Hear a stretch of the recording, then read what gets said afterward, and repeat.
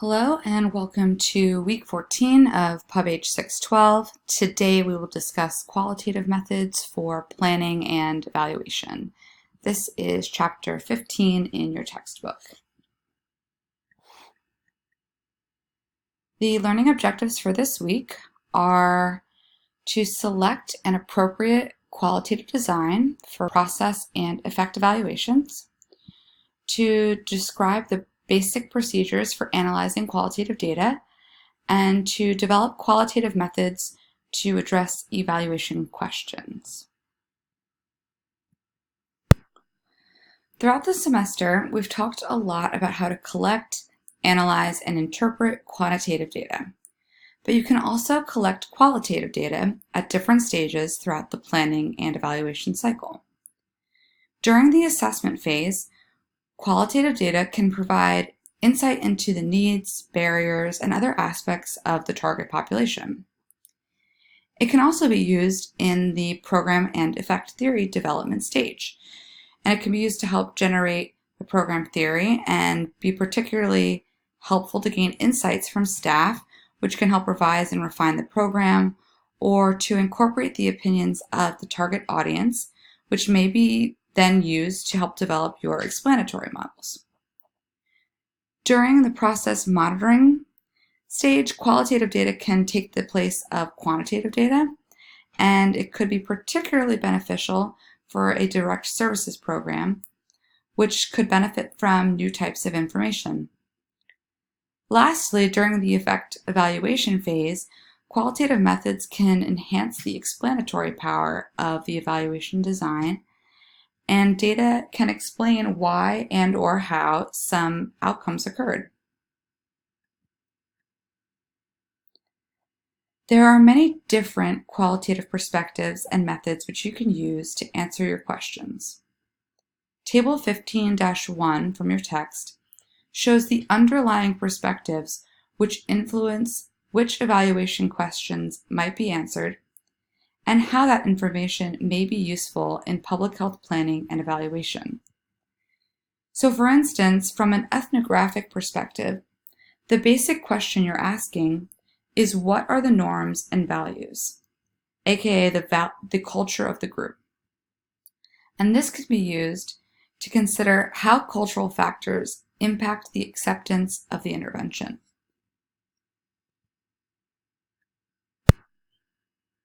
Here is another table from your text comparing the major qualitative perspectives with regard to the method used. So you can see, if you're interested again in ethnography, observing participants or other forms of observation are two methods, as well as case studies is another typical method used.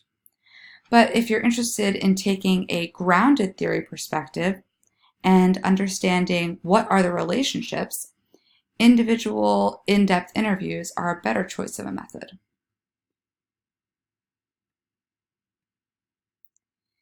Individual interviews are the most widely used qualitative method. It can be used throughout the planning and evaluation cycle and is especially useful to gain the perspectives of key informants during the assessment and planning phase. In this method, you typically use in-depth, open-ended questions with an individual, and you encourage explanation and storytelling, which can be detailed, personal, and reflective. This data is preferred when meaning and attributions are the focus, and when new insights into a poorly understood phenomenon are needed. This method requires a skilled interviewer who may be a program participant, a stakeholder in the program, or a member of the intended audience.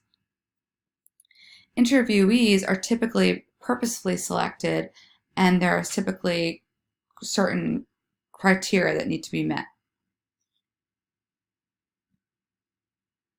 Focus groups are another commonly used qualitative method that can be used during the assessment and program planning stages, and maybe it could also be used during the process monitoring phase of the evaluation. However, this method is not appropriate for an outcome assessment because it may be inappropriate to ask individuals to reveal in a group setting what difference the program made to them. Sometimes you can use focus groups to better understand cultural norms, and by viewing group dynamics during the session, you may be able to understand new insights. The data analysis step for a focus group is the same as for an individual interview. Some other notes on focus group logistics. Ideally, you'll only have 8 to 12 participants, and you want to have a diversity of opinions, but you also want some homogeneity in the group. Scheduling a focus group and finding a time that works for everyone can be a challenge. And another challenge during a focus group can be hearing from the quiet members of the group and not allowing a handful or one participant to dominate the conversation. You'll also need to find a way to record your focus group without being obtrusive. And ideally, you'd like someone to be taking handwritten notes in case you can't hear someone on the audio. You may also want to document which participant is making which comment. A general good practice is to use more than one data collection method, so you'll want to be recording the audio plus having a note taker. And that will require maybe more than one person, so you'll have one person moderating the group and then another person taking notes and working the recording device. A case study is an empirical inquiry into existing phenomena in their real-life context. And defining the case is critical, and you need to consider what makes the case either unique or very typical. Case studies tend to have many data sources, and primary data may come from interviews, observations, or surveys, while secondary data can come from the review of agency documents or policies. You may find that while conducting a case study, you become overwhelmed by the very large amount of data that can be included and used in analysis. And this can sometimes lead to analysis paralysis. Setting clear boundaries and explicitly describing how you're going to search for information can help you to narrow your search and make things more manageable.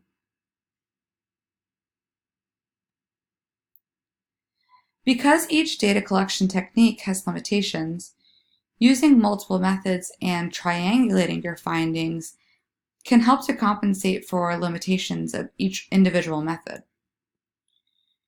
You can use both qualitative and quantitative methods together in what is now called mixed methods research. And sometimes when you do this, you can find entirely different results. Mixed methods are becoming increasingly common in public health research because of this aspect of triangulation, which allows you to confirm, disconfirm, or modify information gained from one method. Challenges to this can be how you synthesize and analyze your data. The terms may differ, but qualitative methods also have ways to assess the rigor of the methods. Credibility is the term used in qualitative research, and it is equivalent to internal validity and whether or not we can have confidence in the truth of the findings. Triangulation of data from many sources and the use of outsiders in assisting to interpret data and including negative cases in your analysis and using them to help refine your hypotheses are all ways to improve the credibility of your qualitative data. Transferability is also known as applicability, and it is similar to external validity, and whether the findings will apply to other contexts or other respondents. Dependability is similar to reliability and the idea that researchers should be able to arrive at the same results if they were to replicate the study or analyze the same data set.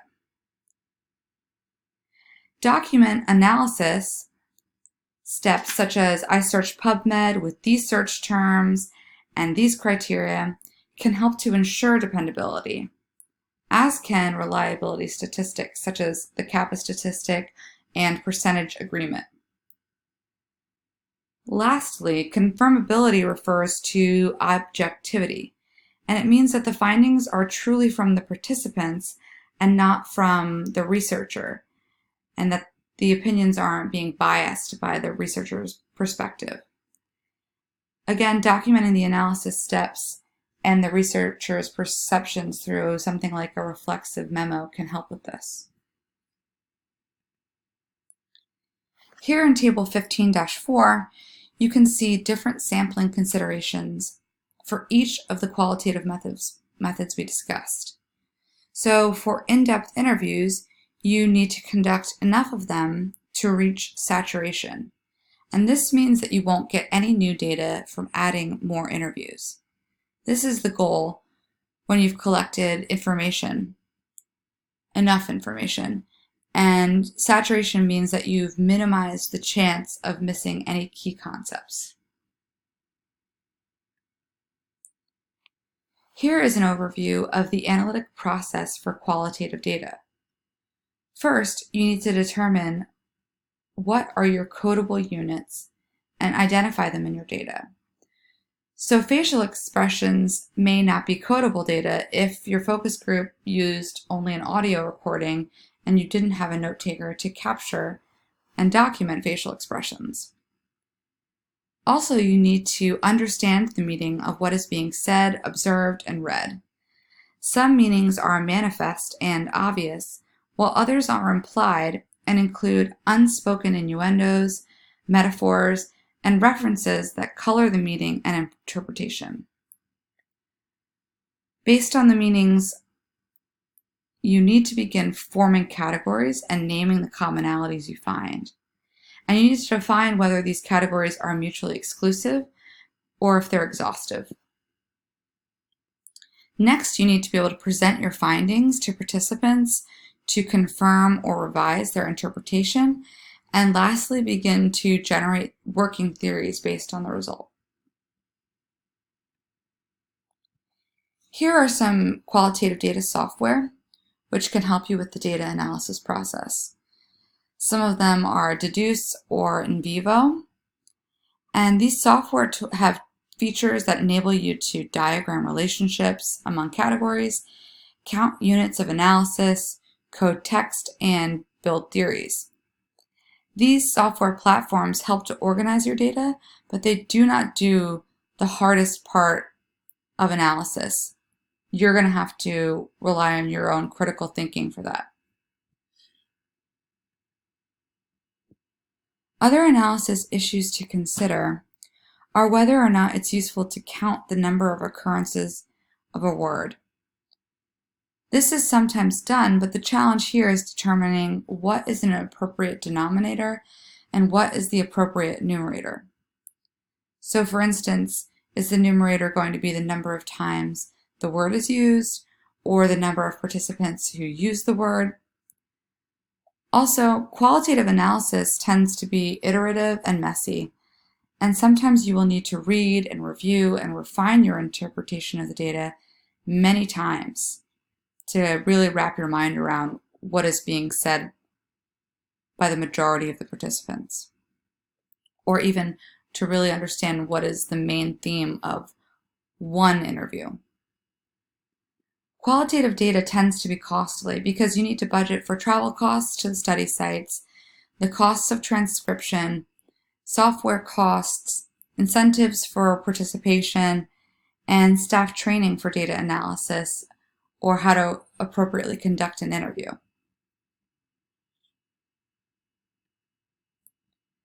After all your work collecting qualitative data, you need to be able to present your findings to stakeholders.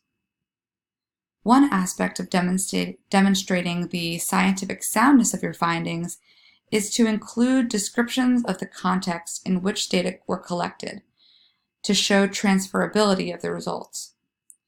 You can also use tables to help show the evolution of category development and include examples of participants' own words to humanize and confirm findings. Diagrams are also powerful tools to depict relationships among categories. And sometimes data can be associated with the logic model of the program or the program theory.